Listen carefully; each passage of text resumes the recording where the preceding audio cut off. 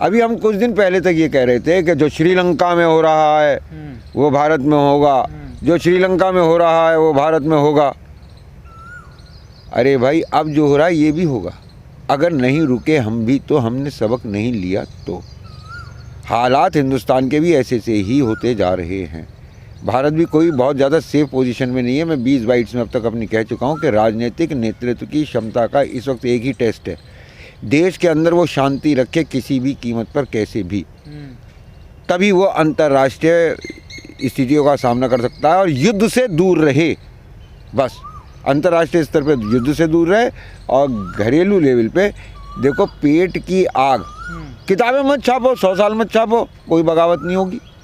10, 20, 100, 50 आदमी कहेंगे तो उन्हें तुम पुलिस से उठवा के पिटवा के और उन्हें गोली पड़वा देना।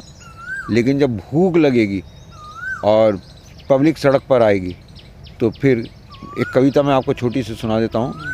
अमीरी है टापू, गरीबी है सागर, टापू है अद्भुत, ऊंची ऊंची मंजिलों की बिल्डिंगें हैं, जादुई वहाँ मायावी संसार बसा हुआ है। जैसे वो अभी कुवैत में बसाया ना, वो दुबई में समुद्र में, ऐसा।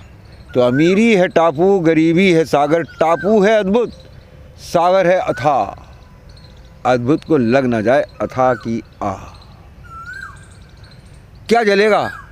गरीबों के झोपड़े तो जलेंगे जलेंगे, लेकिन अगर ये आग ज़्यादा भड़क गई तो वो 25,000 करोड़ रुपए का अंबानी सेठ का महल क्या होगा, नंबर तो उसका भी आएगा। तो चेता रहे हो आप? इतने दिन से कह रहे हैं भाई अति मत करो, अति मत करो। अगर हिंदू हो तो अच्छा, हमारे एक दोस्त हैं वो पक्के अंधभक्त हैं कि अगर मोदी जी मुझे इस बात के लिए मेरी हत्या कर दें कि मैंने मोदी जी को वोट दिया, कि तूने मुझे क्यों वोट दिया, अगर वो मेरी हत्या भी कर दें तो भी मैं वोट नहीं दूंगा। अच्छा, तो वो ये कह रहा था तो ये मास्टर स्ट्रोक है, मास्टर स्ट्रोक मोदी जी का। हमने पूछे भाई ये मोदी जी इसमें क्या करने पहुंच गए? बोले वो राम भक्त हैं। मैंने कहा, बोले देखो ये अभी अयोध्या में इधर मंदिर बनना शुरू हुआ राम का और उधर लंका जल गई। ये है प्रभाव मोदी जी का। भारत का भी रुपया गिरता जा रहा है। क्या है, हम झुक के उठा लेंगे, गरीब लोग हैं। देखें कहाँ तक गिर जाए, गोबर में गिर जाएगा, नाली में गिर जाएगा, उठाने लायक नहीं बचेगा ना वो, टट्टी में गिर जाएगा। क्या हम उठा लेंगे? आप कहिए हम हिंदुस्तानी, हम दांत से उठा लेंगे। गिरिए तो सही, तो गिर रहा है फिर उठ के गिरन दो, जब बहुत गिर जाएगा तो उठा लेंगे। हमें डॉलर से क्या लेना देना। ना, प्रधानमंत्री कहते हैं जिस देश का पैसा गिरता हो प्रधानमंत्री। प्रधानमंत्री के कहने और करने में फ़र्क है यार। तुम उन्हें सीरियसली क्यों लेते हो? धर्मेंद्र हर फिल्म में चिल्ला चिल्ला के कहता कुत्ते मैं तेरा खून पी जाऊंगा, इसका मतलब है वो खून पी जाता था क्या? ऐसे मोदी जी ने कहा देश नहीं बिकने दूंगा। यार उस दिन की स्क्रिप्ट में ये डायलॉग थे, बोल दिए, अच्छे बोले, हमने भी ताली बजाई, very good very good very good very good. He is a great actor. अब आप उनसे ये उम्मीद करें कि उनके शब्दों के पीछे उनकी आत्मा भी हो और वो उस कार्य को भी। तो सुब्रमण्यम स्वामी ने अभी एक बहुत खूबसूरत बात कही है कि मोदी जी अगर बिना मदद के अपने इलेक्शन का फॉर्म भी भर के दिखा दें तो राजनीति छोड़ दूंगा। भाई वो दोनों आपस में एक दूसरे को जानते हैं, वो कह सकते हैं, मुझे तो उन्होंने बताया। तो मोदी जी को डोंट टेक हिम सीरियसली। अपनी जान को, अपने बच्चों के भविष्य को, अपने आने वाली इस अराजकता से बचने की कोशिशें प्रारंभ करो मेरे दोस्त। मतलब वाले जो सार्थक हैं वो संवाद स्थापित करो। अब तुम पे बहुत बड़ी जिम्मेवारी है नौजवानों। तुम्हारे हाथ में, तुम्हारे पास कैमरा है, तुम्हारे पास माइक है, तुम्हारे पास जो है श्रोता हैं, बोलने वाले भी हैं। अब संवाद स्थापित करो इनके बीच में कि तुम जब लड़ रहे हो कि बीजेपी और कांग्रेस और मायावती और अखिलेश और जयंत चौधरी और आप आम आदमी पार्टी ये कर रहे हो, तब देश किधर जा रहा है? हालात दिन ब दिन बिगड़ते जा रहे हैं, लोगों की भूखों की तादाद बढ़ती जा रही है। उधर उससे ज़्यादा तेज़ तो पता नहीं इनकम में एलन मस्क का रॉकेट लगा दिया है कि अडानी साहब ने, कि टूं गिरेगा भी ऐसे ही, भागेगा। तो क्या भाईचारा ख़त्म हो रहा भारत में? देखो जी वो तो पहले से ही नहीं था। ख़त्म क्या हो रहा, बस ये है कि कुछ लोगों को, पहले एक शोषक था एक शोषित था। अब जो है शोषक को भी इस बात का पता चल जाएगा कि भाई जब आग लगती है जंगल में तो क्या होता है। सिर्फ चिड़ियाँ और खरगोश और ये चूहे फूहे परेशान नहीं होते, चूहे तो फिर भी बिल में घुस जाते हैं। पर मीडिया तो कह रहा मोदी जी मजबूत कर रहे हैं देश को। मीडिया की मत पूछो तुम, मीडिया बहुत कलाकार चीज़ है।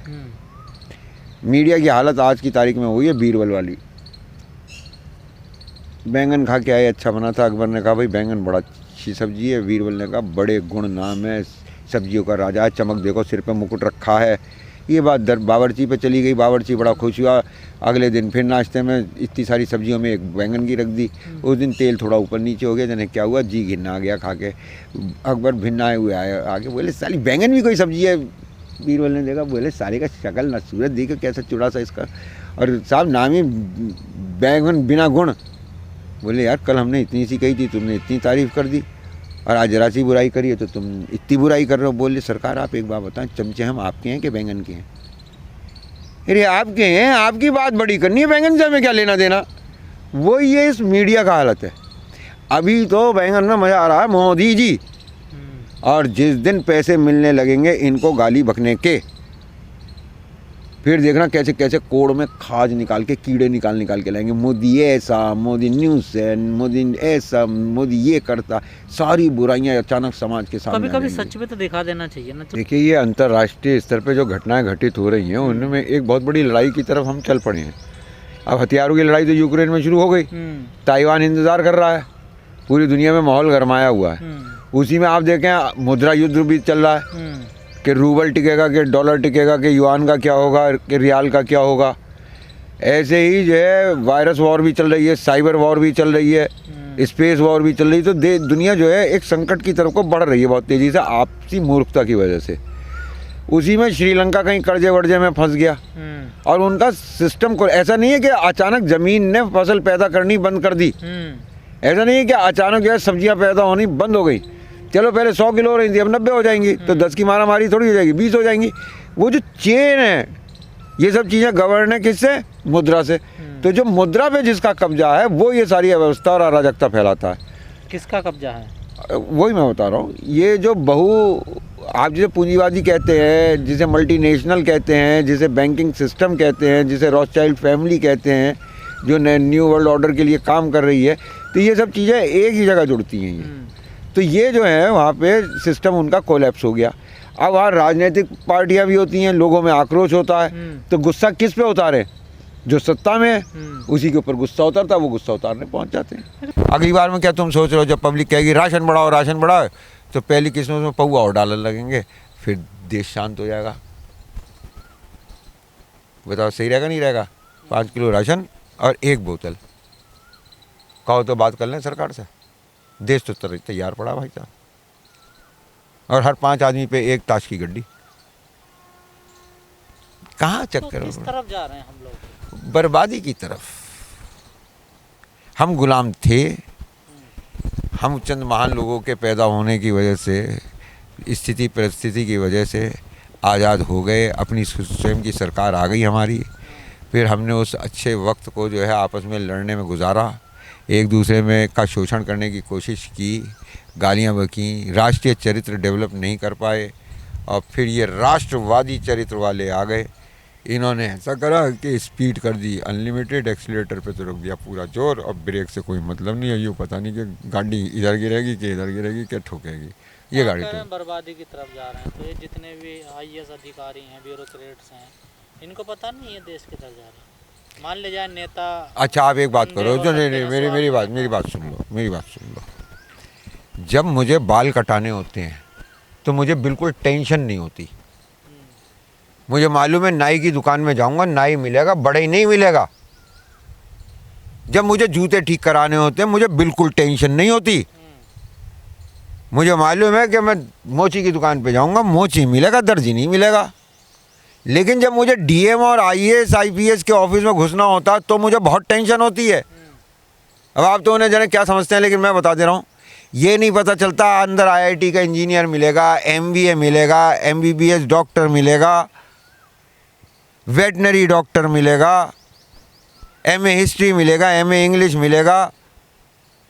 ये नहीं पता चलता अंदर किस बैकग्राउंड का कौन मिलेगा, और सब IAS IPS। अब भारत का जो वो है रिजर्व बैंक का गवर्नर, वो MA हिस्ट्री है, और इतना बड़ा काबिल है। नोटबंदी में कह रहा था कि ये इसलिए ज़्यादा परेशानी दिख रही है कि लोग बार बार बैंकों की लाइनों में लग रहे हैं, तो इनके हाथ पे वोट वाली इंक लगा दो, जिसे एक बार पैसे दे दो, और जब तक वो ना मिटे दोबारा तब तक वो बैंक में ना आए।